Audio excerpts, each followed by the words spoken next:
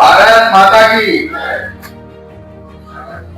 आज श्रद्धेय अटल स्मृति सम्मेलन और एसआईआर की जो हमारी कार्यशाला है, इसमें हम सबके मध्य उपस्थित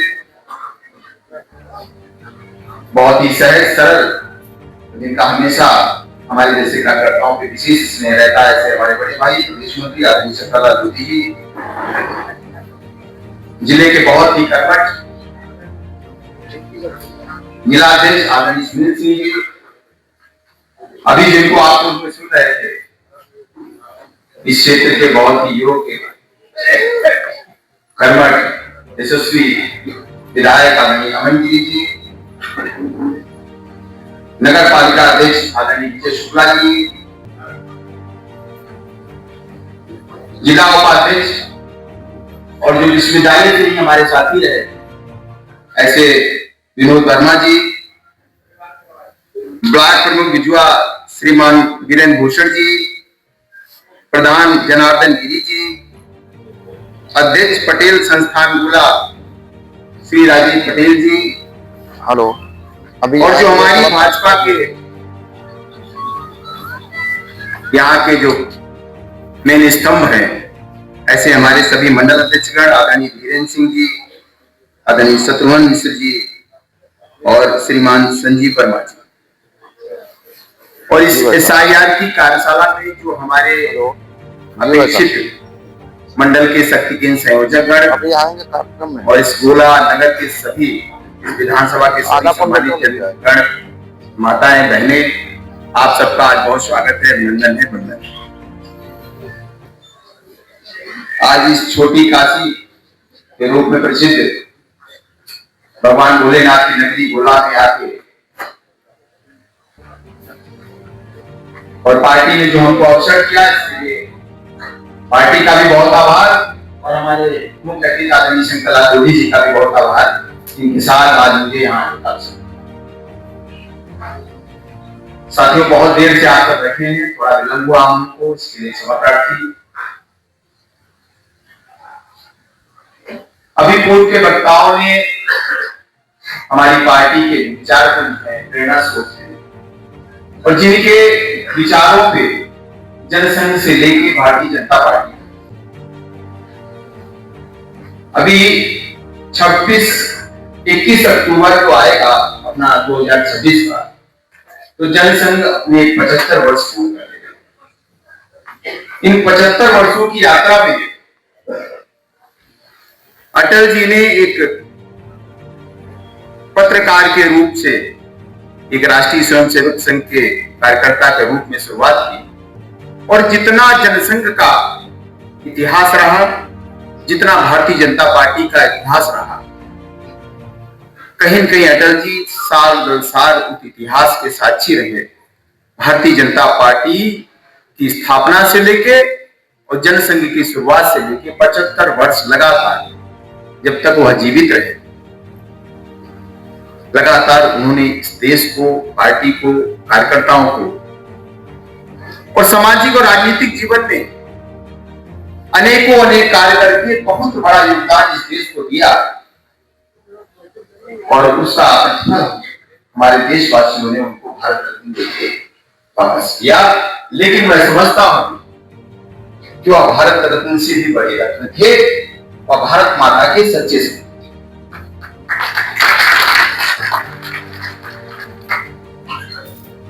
3 बार प्रधानमंत्री रहे, 10 बार सांसद रहे, 2 बार उच्च सदन में रहे। एक लंबी राजनीतिक यात्रा, निर्विवाद यात्रा, और आप जब इतिहास उठा के देखेंगे भारत के लोकतंत्र का, तो उनका योगदान चाहे वो आपातकाल रहा हो,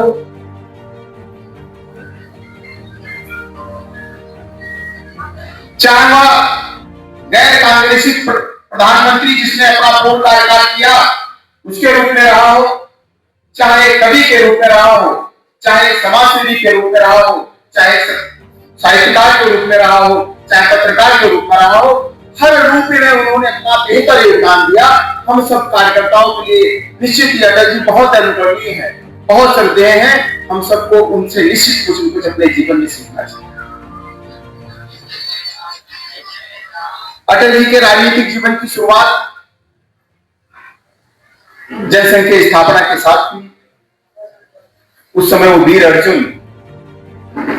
एक अखबार था, उसके संपादक थे। और मैं अटल जी का एक इंटरव्यू पढ़ रहा था। अटल जी उस इंटरव्यू में बता रहे थे कि जब डॉक्टर मुखर्जी जी ने एक विधान, एक निशान, एक प्रधान यानी धारा 370 के विरुद्ध में, पार्लियामेंट व्यवस्था के विरुद्ध में जब उन्होंने जम्मू कश्मीर में प्रवेश करने का विचार किया, उस यात्रा में अटल जी के साथ थे।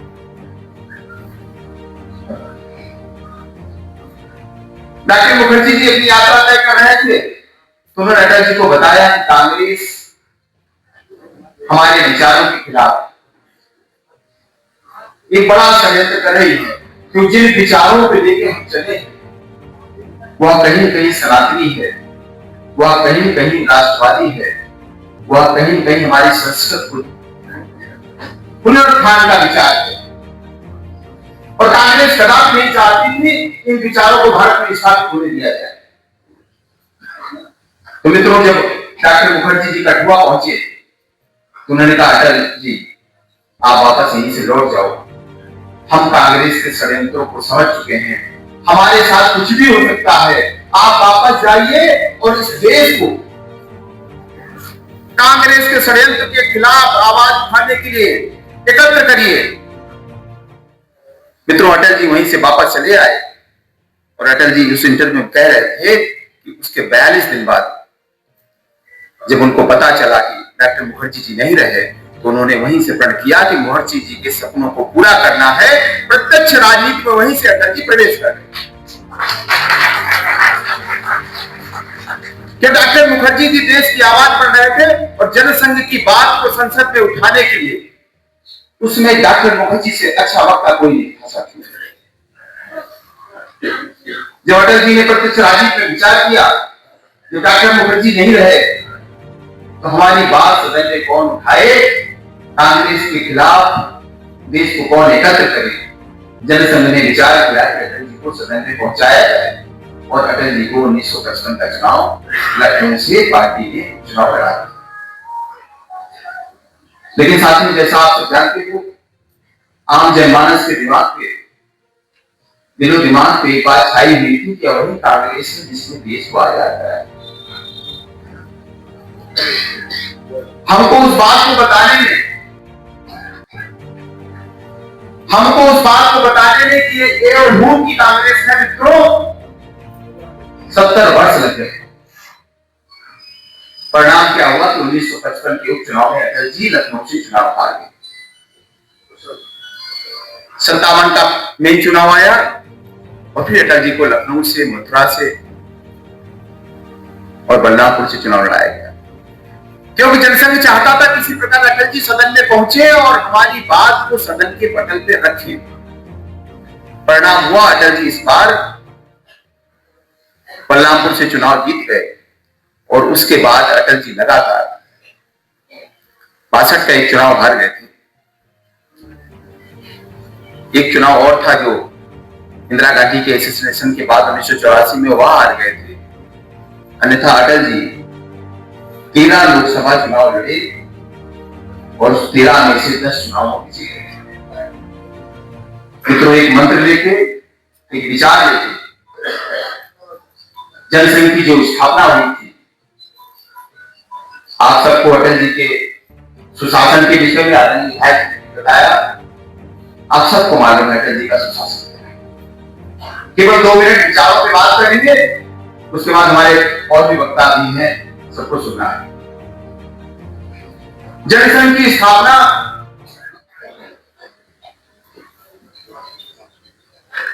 स्वतंत्रता के बाद हुई। 21 अक्टूबर 1951 को जनसंघ की स्थापना हुई और उस स्थापना के साथ ये विचार किया गया था कि इस देश को कांग्रेस का एक विकल्प देना है, इस देश को एक राष्ट्रवादी दल देना है, ऐसा दल जो राष्ट्र की बात करे, संस्कृति की बात करे, सभ्यता की बात करे और हमारे स्वत्रयी की बात करे, यानी स्वदेशी, स्वधर्म और स्वराज। स्वराज तो मिल गया था, लेकिन न स्वदेशी हो पाए थे हम, न स्वधर्म हो पाए थे, न स्वधर्म का पालन कर रहे थे। मित्रों, स्वधर्म से मतलब रिलीजन से नहीं, स्वधर्म से मतलब हर राष्ट्र का अपना एक विचार होता है, हर राष्ट्र की अपनी एक संस्कृति होती है और हर राष्ट्र की अपनी एक कार्य पद्धति होती है जिसके दम पे वह राष्ट्र आगे बढ़ता है। और जब नेहरू जी आए थे तो उन्होंने क्या किया, हमारे स्वत्रयी को नष्ट कर दिया, स्वतंत्रता तो दी, लेकिन जो 1000 वर्ष का जो आक्रमण हुआ था, चाहे वो मुगल का हो, चाहे उसके बाद अंग्रेजों का हो, जो हमारी शिक्षा पद्धति, जो हमारे मठ मंदिर, जो हमारी संस्कृति, जो हमारा स्वधर्म, वो सब नष्ट हो गया था। स्थिति यहां तक आ गई थी कि इस देश का हिंदू एक आत्मविस्मृत हो गया था, भूल गया था कि मैं कौन हूं। और उसके लेके लगातार हमारे ऋषि मुनि, चाहे विवेकानंद जी हो, दयानंद सरस्वती जी हो, अरविंदो हो, वह लगातार देश को जागृत कर रहे थे और उसी को राजनीतिक रूप देना था, उसी को राजनीतिक आंदोलन देना था, उसकी उपज थी जनसंघ। जब 1893 में विवेकानंद जी ने इस देश से पूछा कि मैं कौन हूं, तो देश शांत था, मित्रों, देश आत्मविस्मृत था, देश बता नहीं पा रहा था मैं कौन हूं। तो विवेकानंद जी ने स्वयं बताया कि मैं कौन हूं। उन्होंने कहा मैं हिंदू। इन्हीं विचारों को लेकर जनसंघ की स्थापना हुई थी कि किस प्रकार इस देश में स्वत्रयी की स्थापना की जाए। मित्रों, 21 अक्टूबर 1951 को जो जनसंघ की स्थापना हुई तो आदरणीय श्यामा प्रसाद मुखर्जी जी, दीनदयाल जी, मल्लार मधोक जी, बाबू भाई सोनी जी और हमारे आदरणीय अटल जी, इन्होंने उन विचारों को लेकर चला और लगातार आप देखेंगे कि हम कभी सत्ता में रहे, कभी नहीं रहे। कभी जनसंघ का दीपक पूरी लौ में इस देश की मुख्य विपक्ष की भूमिका में था, लेकिन जब बात विचारों की आई तो हमने अपने आप को जनता पार्टी में विलय कर दिया, शून्य पे ले आए। 1980 में हम शून्य पे पहुंच गए जब हमको कांग्रेस के विचारों को दबाना था, मिटाना था। हमने कहा कि देश प्रथम, फिर दल, फिर हम। और आपने देखा कि 1977 में जनता पार्टी की सरकार बनी तो जनसंघ पूरे लौ में थी। जनसंघ की कई राज्यों में सभी सरकारों में हिस्सा था, जनसंघ मुख्य विपक्षी दल में था, लेकिन आदरणीय अटल जी ने उन विचारों को लेकर, जिनको लेके सदैव श्यामा प्रसाद मुखर्जी शहीद हो गए, जिनको लेके पंडित दीनदयाल जी शहीद हो गए थे, उन विचारों को आगे ले जाना था। उन्होंने कहा कि दल नहीं रहेगा, कोई बात नहीं, देश में विचार रहना चाहिए, इस विचारों के लिए, देश के लिए हम दल को पुनः स्थापित कर लेंगे। और उसी प्रकार आपने देखा कि हम सब जनता पार्टी में विलय हो गए और 6 फरवरी 1980 को शून्य से शुरुआत। इन विचारों को हम सबको एक कार्यकर्ता के रूप में, एक देशवासी के रूप में इन विचारों को आत्मसात करना चाहिए। अटल जी को जितना पढ़ेंगे, जितना समझेंगे, जितना जनसंघ को पढ़ेंगे, भारतीय जनता पार्टी को जितना समझेंगे, उतना ही देशभक्त की भावना, कार्यकर्तापन की भावना, पार्टी में कार्य करने की भावना लगातार मित्रों जागृत होगी। आप पढ़ के तो देखिए,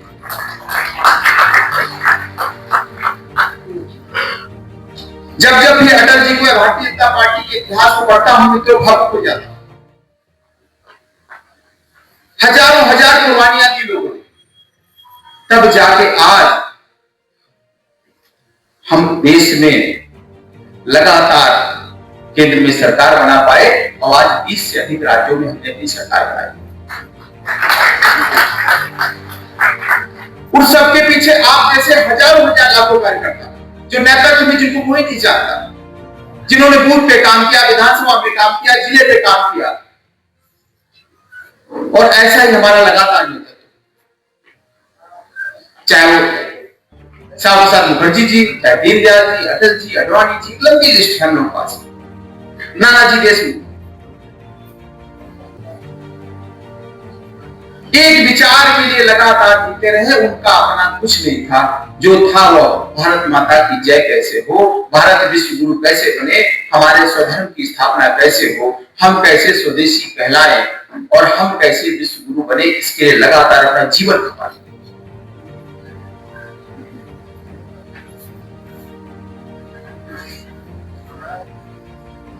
मैं विश्वविद्यालय में था जब 13 दिन की सरकार बनी।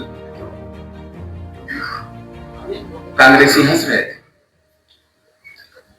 हम जैसे कार्यकर्ता द्रवित थे।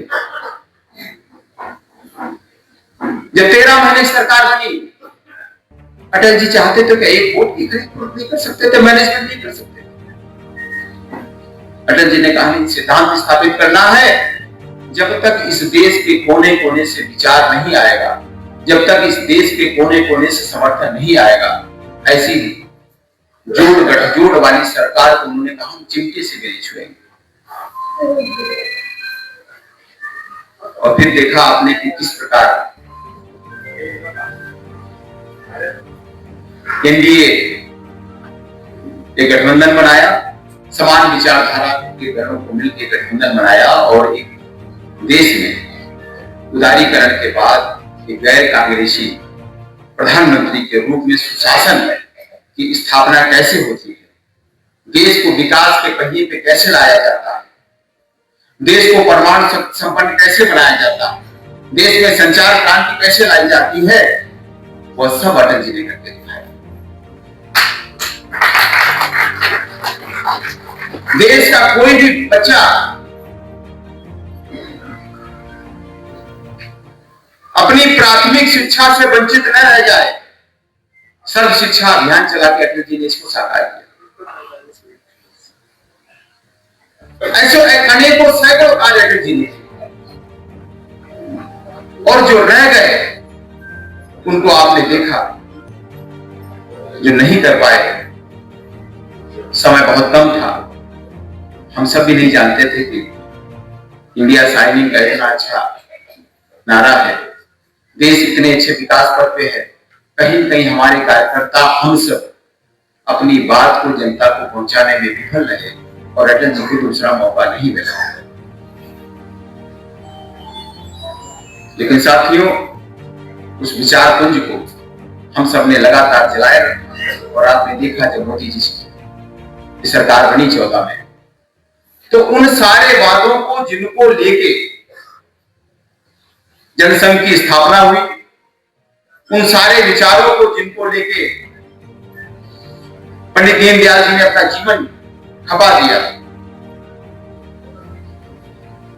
उन सारे सिद्धांतों को जिनको लेके अटल जी चले गए, उनको साकार करने का काम किसी ने किया तो वो आदरणीय नरेंद्र मोदी जी ने किया। आदरणीय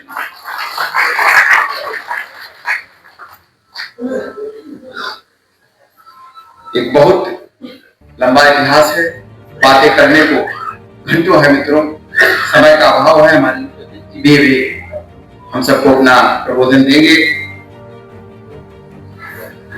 अटल जी के विषय में जब याद करिए तो बहुत सी बातें हैं, बहुत भावुक करने वाली बातें हैं, बहुत कविताएं हैं, और अटल जी के विषय में अगर बोला जाए तो उनकी कविता न पढ़ी जाए तो कहीं कहीं कुछ अधूरा है, क्योंकि एक 51 कविताओं की एक कृति प्रकाशित हुई। अटल जी की कविताएं कहीं न कहीं समसामयिक थी, देश काल परिस्थिति के अनुसार उन्होंने कविताएं लिखी। एक एक वाक्य उनका जो है, जो वो साहित्यकार थे, तो कहीं कहीं समसामयिक था। अगर आप देखेंगे उनकी कविता और सन उठा के देखेंगे तो उस समय की परिस्थिति को दर्शाती हुई कविता थी। जब 6 अप्रैल 1980 को भारतीय जनता पार्टी की स्थापना की, जैसा मैंने पहले बताया कि हमारी पार्टी शून्य पे पहुंच गई थी। उन्होंने पहले भारतीय जनता पार्टी के पहले राष्ट्रीय अध्यक्ष के रूप में उन्होंने कहा कि किसी को निराश होने की जरूरत नहीं है, अंधेरा छटेगा, सूरज निकलेगा और कमल खिलेगा। मित्रों, अटल जी की वह वाक्य, वह श्रेष्ठ वाक्य, वह दैव वाक्य देखिए आप सबके कर्मों से, कार्यों से, परिश्रम से वही हुआ कि मेरा झगड़ा और इस पूरे विश्व में हम सबसे बड़े राजनीतिक दल के रूप में निकल के आए। केवल सरकारें नहीं बनाई, इस विश्व में सबसे बड़े राजनीतिक दल के रूप में, और हमारे मोदी जी विश्व के सबसे बड़े नेता के रूप में निकल के आए। तो अटल जी की कविता भी प्रेरणा स्थल के उद्घाटन में हमारे आदरणीय मोदी जी ने वो कविता पढ़ी थी। वो कविता हमको बहुत अच्छी लगी। तो आज मैं जो आ रहा था उसकी 4 लाइनें मैंने नोट कर ली। मैंने कहा मैं भी आप सबको उस कविता को दोहराऊंगा, सुनाऊंगा। कविता है, नीरवता से मुखरित मधुबन, नीरवता से मुखरित मधुबन, परहित अर्पित अपना,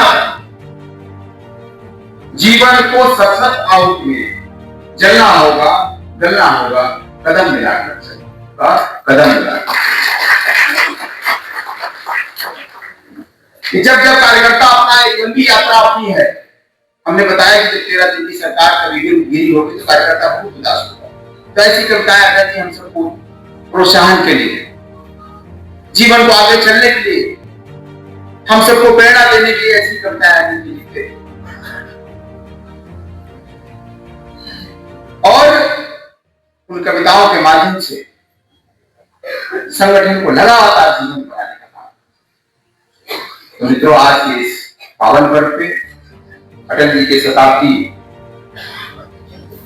जन्मोत्सव को हम सब मना रहे हैं। आप सब इस पावन अवसर पे अपना समय निकाल के हम सबको सुनने आए, अपना बहुमूल्य समय दिया। हमारे सभी यशस्वी सम्मानित मंच को, आप सब सभी कार्यकर्ताओं को, सभी मंडलाध्यक्ष को, सभी माताओं बहनों को प्रणाम करते हुए अपनी बारी विराम देंगे। जय हिंद, जय भारत।